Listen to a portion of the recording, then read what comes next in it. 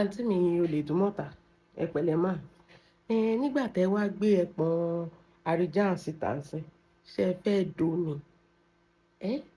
Àsìyàwó ilé tó wà lábẹ́ ọkùnrin, kí lẹ̀pọ̀n ọkùnrin kan ṣe lọ́wọ́ yín?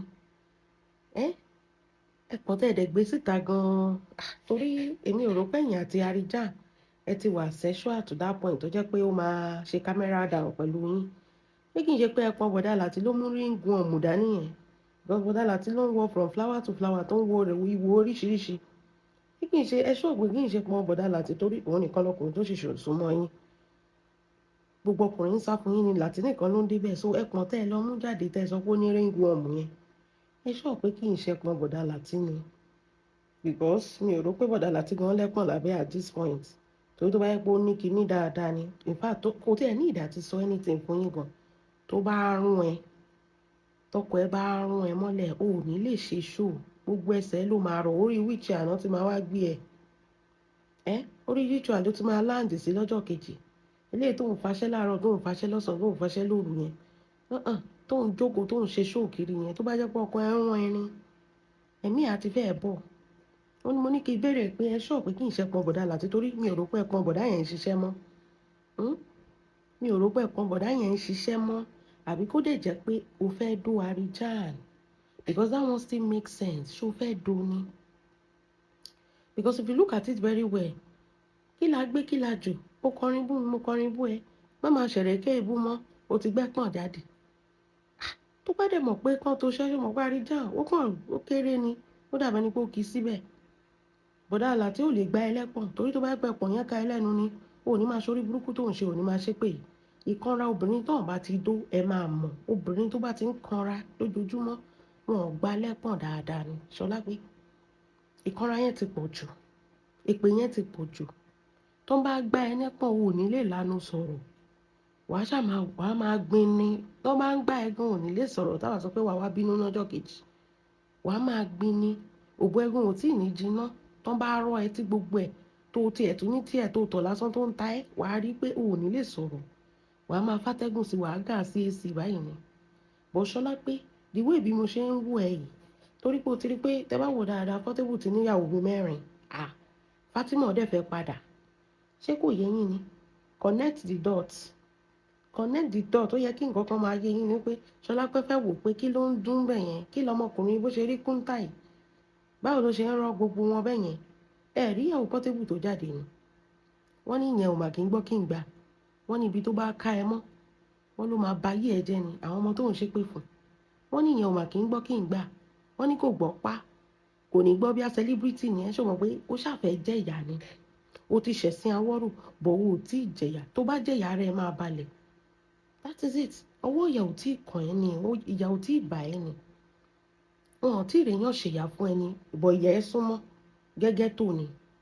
Ìdúmọ̀tà ló yẹ kó ti ṣèyà fún ẹ níjọ́ kìíní àná, but wọ́n ṣàánú ẹ pé celebrity yẹn torí tó bá yẹ pé ọwọ́ ìyà bá ẹ ni, ara ẹ máa balẹ̀. Kì í ṣe petrol ló need, ìjà ló need. Kán fi ẹnu ẹ yẹn kán fi gbolẹ̀ kí gbogbo eyín wọ́ tán lẹ́nu ẹ.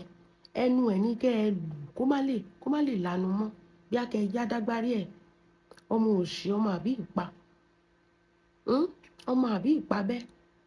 Ìyàwó tó wà nílé ọkọ tó sọ pé mo respect Alhaji, yes sir, ẹ kúlé sir, ẹ káàbọ̀ sir, ẹ ti bọ̀ gbogbo sir, ẹ ti ṣẹ̀ṣẹ̀ dé sir, ẹ má wọ̀ bẹ̀yẹn sir. Òun ní báyìí tó ń gbẹ́pọ̀n ọkùnrin sórí fóònù, tó ń gbẹ́pọ̀n ọkùnrin jáde. What does that mean? Jọ̀ọ́ torí Ọlọ́run Ṣọlá pé ibi tó tún ti confuse mi. Bóyá justice for Mohbad, bóyá if confusion is a person, I don't understand you anymore, Ṣọlá pé. Why are you confusing yourself? Ibo ló ti gbọ́ pé ọmọ Ìyábọ̀ Òjó wà nínú ilé pẹ̀lú ṣebí tẹ́lẹ̀ kọ́kọ́ sọ pé Ìyábọ̀ Òjó ló pa Mohbad. Ẹni Ìyábọ̀ Òjó ló wà nínú ilé nígbà tí Mohbad kú.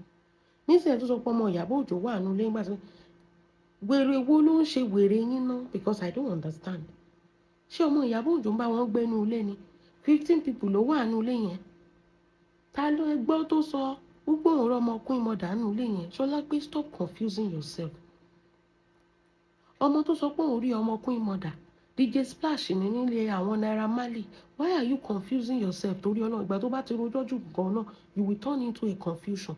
Ilé Naira Marley ní ọmọ DJ Splash tó ti rí Festus tó lóun rí tó ń làágùn kì í ṣe ilé Mohbad. Ṣọlápé, please go to school as a class captain. Kò yẹ kó má. When I was inside my mother's womb, I was the class captain. When I was in primary school, I was the class captain. Kò yẹ kó má ṣe kí ni? Kò yẹ kó má gbé nǹkan fúnra pẹ̀lú bó ṣe ń gba PhD lójú àlàkiri. Báwo ló ṣe ń gbé nǹkan fúnra? Kí ló play tó ń sọ pé ọmọ Ìyábọ̀ Òjó wà ń bẹ̀ torí pé Ìyábọ̀ Òjó fẹ́ distort ẹ from justice for Mohbad? Ṣé o tún ti fi ọ̀rọ̀ family ẹ ọkọ mi mo wá jà fún o tún ti jump sórí ọ̀rọ̀ justice for Mohbad yẹn sìn? Ṣé rí gbogbo yín evidence tẹ́ bá ní ẹ gbé lọ sílé ẹjọ́? If you don't have any evidence, ayé máa ṣe yín láti lórí social media yẹn. 3 years wọ́n ti ń ṣe justice for Mohbad. O ní evidence pé ọmọ Ìyábọ̀ ló tún pa Mohbad yẹn sìn kì í ṣe Ìyábọ̀ Òjó. Ó yá gbé ọmọ Ìyábọ̀ lọ sí court. Gbé ọmọ Ìyábọ̀, gbé ọmọ Queen Mother lọ sí court. Ṣé wèrè ni ẹ ni? Wà á kàn máa sọ̀rọ̀ àwọn wèrè tó wà lábẹ́ ẹ náà. Wẹ́nú ẹjọ́ ń pín wèrè mú ni ẹjọ́ ń pín wèrè ṣe ni, so I cannot even blame them. Àwọn náà ti ṣe èrè náà. Nobody can tell you that this what you are saying is incorrect. Àwọn kan ní kó máa fún ẹ ní kí náà ń pè é. Ṣé alábùkún ni àbí kí ni pé kán tiẹ̀ fún ẹ ní nǹkan kan mú pé something is definitely wrong with you. Wọ́n máa wíru àwọn máa wíru. Oní Ìyábọ̀ ló pa Mohbad. Ìyábọ̀ ló sin Mohbad. Ìyábọ̀ ló tún delay justice for Mohbad. Ìyábọ̀ bá wọn dé court rẹ̀ ni. Ẹjọ́ ẹ la orí ọmọdé yìí kẹ́ ẹ kó ọpọlọ síbẹ̀ kò sọ́pọlọ lórí ẹ̀ mọ́. Ṣé Ìyábọ̀ bá yín dé court tó fi máa jẹ́ pé òun ló máa obstruct justice for Mohbad? Ẹ̀dẹ̀ ń kígbe WhatsApp group gbogbo WhatsApp group ńlá ti rí yẹn kò sí nǹkan kan tó wà ńbẹ̀. Ṣebí gbogbo WhatsApp group ní BDM ń play yẹn kò sí nǹkan kan incriminating tó wà ńbẹ̀ tó fi máa dí justice for Mohbad lọ́wọ́. Ilé ẹjọ́ ló ń ṣe kéèsì kò sí court tẹ́ ẹ̀ tí lọ.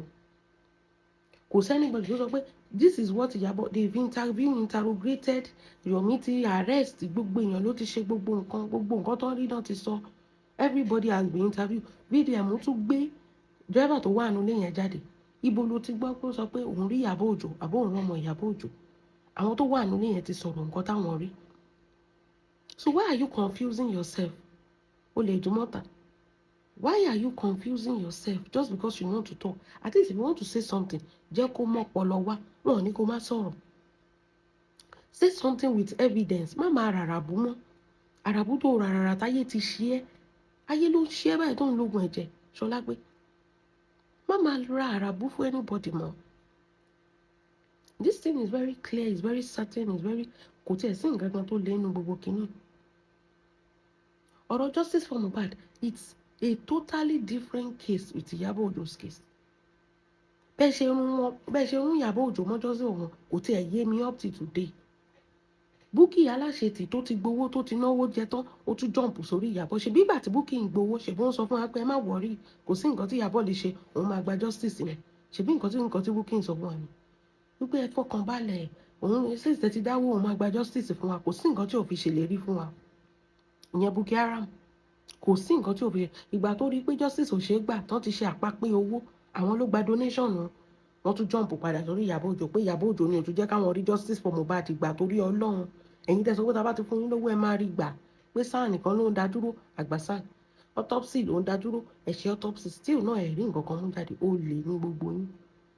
Ṣọlápé ó lè ó nítorí pé o fẹ́ sọ̀rọ̀ Ìyábọ̀ Òjó lórí justice for Mohbad torí ẹ̀ ló tètè wá comment sí wo Ṣọlápé iṣẹ́ tó wáyé ayé wá ṣe nìyẹn o ẹlẹ́dàá ẹ̀ máa sìn Ìyábọ̀ Òjó tó máa fi kú ni so bá wa polówó return of Arinze orí ẹ̀ máa sìn Ìyábọ̀ Òjó tó máa fi kú ni àti gbogbo ẹ̀yin tẹ́ ń post oríṣiríṣi nǹkan orí yín máa sìn Ìyábọ̀ Òjó ilé ayé tẹ́ wá ilé ayé Ìyábọ̀ Òjó àtàwọn ọmọ ẹ̀ máa sìn gbà wọ́n ni wàá sìn Ìyábọ̀ wàá sìn ọmọ ẹ̀ wàá sìn ọmọ ẹ̀ pẹ̀lú ògo Ọlọ́run gbogbo fámìlì Òjó ló máa sìn àti Festus àti Hakeem ẹ máa sìn wọn ọmọ yín gan máa tún sìn wọn gbogbo ẹ̀yin tẹ́ ń wá ìṣubú ọmọdé kí ló dé náà èèyàn ló bá ti yín jẹ́ ni kí ló dé tẹ́ fẹ́ para yín lórí òkú olókùú náà bàbá Mohbad gan ò wá justice mọ́ kí ni ló sọ pé òun wá ń sin DNA ní oníkan bọ́ òun gbé kí ló wá ṣe fún Ṣọlápé òde pa Láti kó máa wá justice lórí Láti kiri Láti gan ti overdue ó ti overstay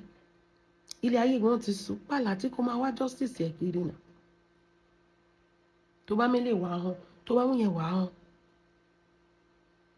ìwọ ọmọ òṣì kí ló ń sọ kí ló ń sọ.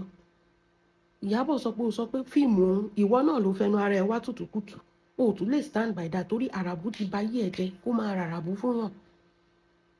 Ó ní executive producer ó ní wọ́n lọ yáwó ni òun kọ́ ló ṣe fíìmù yẹn executive producer ló gbówó lẹ̀ tó fi ṣe fíìmù.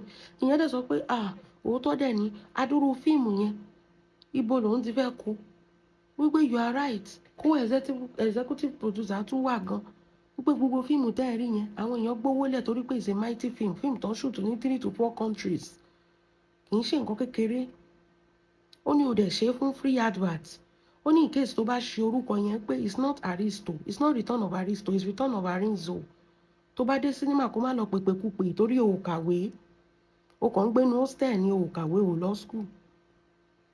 Bẹ́ẹ̀ ni torí ẹ̀ ló ṣe wà desperate tó lọ́n fi owó ra PhD ìsọnù tó ò tún lè single-handedly post ibi tó ti gba PhD tó jẹ́ pé ẹ̀yin kọ̀rọ̀ níwá àti Láti tẹ́ ti taṣọ mọ́ kínní tẹ́ taṣọ sórí okùn tẹ́ ń ya fọ́tò ọ̀ràn bẹ́ẹ̀ àwọn èèyàn kan tẹ̀ sọ pé wọ́n invite yín lọ sí PhD program èèyàn kan ni èèyàn míì ló gba PhD ẹ̀yin lẹ gbé dání tẹ́ ṣàfẹ́ fi oppression ayé ẹ̀ ti bàjẹ́ níbi táyé ti ń ná ojú tó ti ń ná owó ojú níwọ̀n ná ń bẹ̀.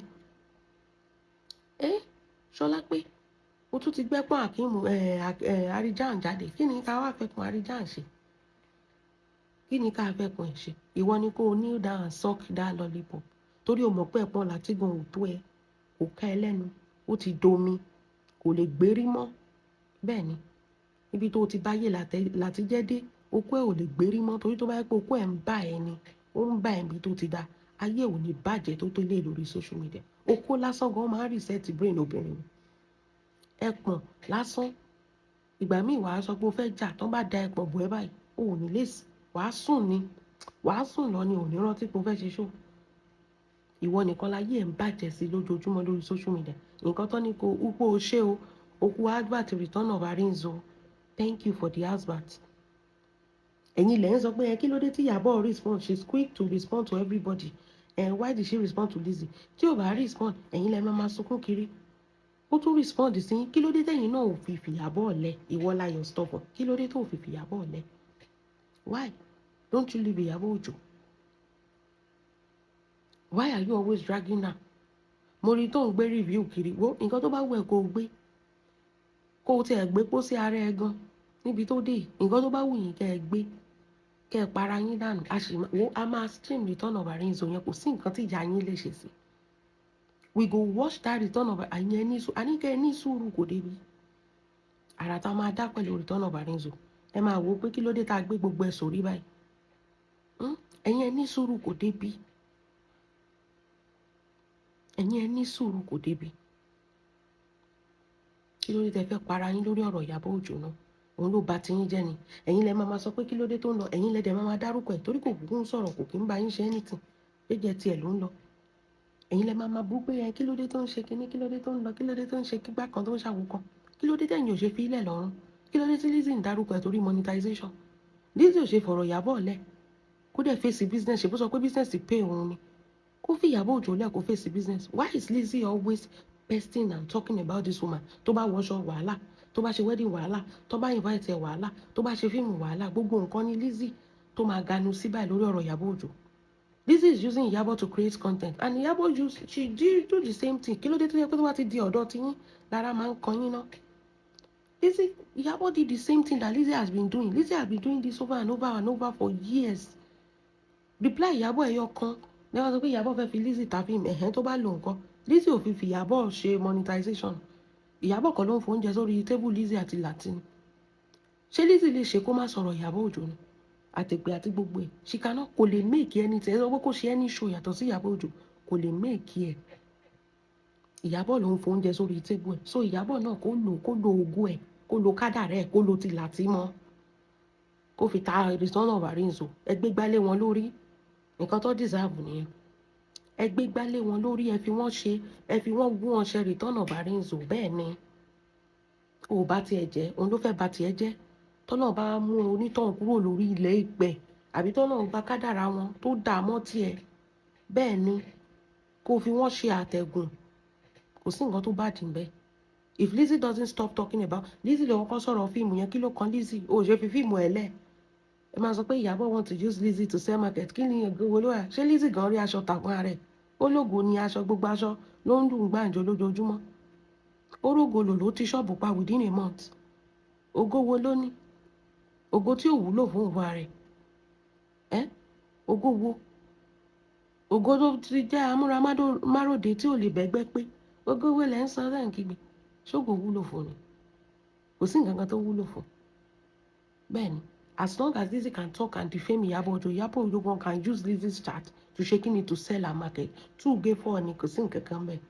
Kò sí tó fi ń ṣèyàn. So tó bá ti ṣe sọ́dọ̀ yín lẹ máa sá jáde pé Ìyábọ̀, she want to use Lizzy to sell market. Why is Lizzy not using Ìyábọ̀ to sell gbàǹjo tó ń tà? Àwọn aṣọ òkú tó ń tà, is she not doing the same thing to Ìyábọ̀? But tó bá ti di tán yín lẹ máa bínú, lẹ máa jà, tẹ máa ṣe wèrè kiri. We are not buying that rubbish anymore. Bẹ́ẹ̀ ni, Kọ́lá is a buyer o. Lizzy wàá láwọ̀ ẹ̀ wá fún mi. Ọlọ́run àríyìnzò ni. Wàá ò ní polówó ẹ̀. Ò ní polówó ẹ̀. Wàá polówó ẹ̀. Tó bá polówó ẹ̀ ọlẹ́kọ̀ọ́ ọ̀run máa polówó fún ẹ. Dandan ni o gbọ́dọ̀ sọ̀rọ̀ Ìyábọ̀ Òjó. Bẹ́ẹ̀ ni, ó gbọ́ nǹkan tí Queen Mother sọ ni. Ẹ jẹ́ kó máa bàjẹ́. Bẹ́ẹ̀ ni, ẹ jẹ́ kó bàjẹ́. Any publicity is good publicity níbi tó dé yìí. Bẹ́ẹ̀ ni, kọ́tà ṣe show, kí ayé ṣe show, kí gbogbo yín ṣe show. Bẹ́ẹ̀ ni, ẹ máa àti review àti ẹ post ẹ̀. Èmi ò tẹ̀ tí ready tí yín. Èmi sì fẹ́ ní sùúrù kó débi kí n lè wo tèmi ni. Ẹ̀yin wèrè gbogbo yìí. Ẹ̀yin aláìlọ́pọlọ yìí. Ẹ̀yin èèyàn má dá wọn lóhùn. Wọ́n fẹ́ bà iṣẹ́ Ìyábọ̀ jẹ́ ni. Àwọn wèrè tó ń gbé review jáde yẹn. Wọ́n fẹ́ bà iṣẹ́ ọmọ yẹn jẹ́ ni. Ó yẹ kẹ́ ti mọ ibi tó ti ń wá náà. Ẹ mọ̀ pé Ìyábọ̀ ní ọ̀tá oríṣiríṣi. Àwọn fídíò wà ń bẹ̀. Àwọn yẹn gan wọ́n tó láti sanwó fún yàn. Àwọn tó jẹ́ pé family Ìjẹ̀ṣà ni wọ́n. Àwọn kinní wà ń bẹ̀. Àwọn very dark marathon. Àwọn yẹn gan tó láti sanwó fún yàn. Àwọn wèrè gbajúmọ̀ yìí ó lè dùn mọ́ta. Àwọn náà tó Queen Mother has enemy all rounder. Àwọn wèrè tó sọ pé ẹ ṣe fíìmù tó máa yà lówó iyebíye. Òpònú kan máa wá jókòó, òpònú tí ò rí 1 million naira rí. Máa wá sọ fún àwa pé fíìmù kò lórí kò nídìí. Wọ́n máa kó odidi Fúnkẹ́ sínú fíìmù, kò wá ní lórí kò ní nídìí. Wọ́n máa kó àwọn mẹ́sẹ̀ àìgbé àwọn èèyàn ńláńlá ráwọn ọmọ Chioma Good Hair sínú fíìmù, kò wá ní lórí kò ní nídìí. Ẹ má dá wọn lóhùn. Àwọn ipò máa wà ní àlìkè àmọ́ àwa la máa fi wọ́n tú tí gbòǹgbò. Wọn lè báṣẹ́ yẹn jẹ́. Bẹ́ẹ̀ ni, wọ́n ti ń try kí múfì tó jáde pé àwọn máa báṣẹ́ yẹn jẹ́ níbọn Ọlọ́run ò gbà fún wọn.